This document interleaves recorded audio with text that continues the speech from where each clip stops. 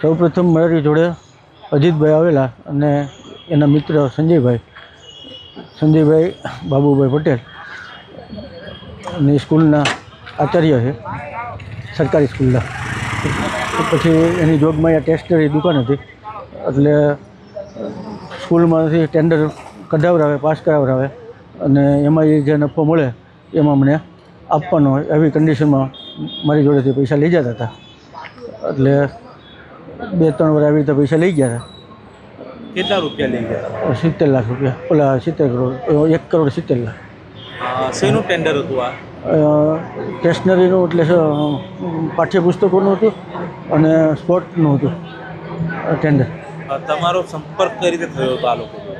મારો સંપર્ક કરાયો અજીતભાઈ કરશન. કઈ રીતે તમારો સંપર્ક કરાયો? શું વાતો તમને કરી કે ભાઈ મેં રોકાણ કર્યું છે તો તમે રોકાણ કરો, અને એને મને ચિઠ્ઠી પણ એક વોટ્સઅપમાં મોકલેલી છે અજીતભાઈ કે ભાઈ આ મારું રોકાણ. એને 1 કરોડ ને 20 લાખને ચિઠ્ઠી મને બતાવેલી.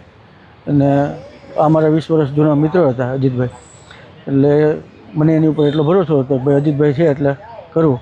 ખાસ તો મેં અજીતભાઈ જોડે જ ભરોસો રાખીને સંજયભાઈને પૈસા આપેલા. હવે તમે આ મામલે ક્યાં ફરિયાદ નોંધાવી છે અને પોલીસે કઈ પ્રકારે કાર્યવાહી કરી? મેં ઇકોસરમાં ફરિયાદ કરી અને પોલીસે અમને બહુ સારો રિસ્પોન્સ આપ્યો. હા,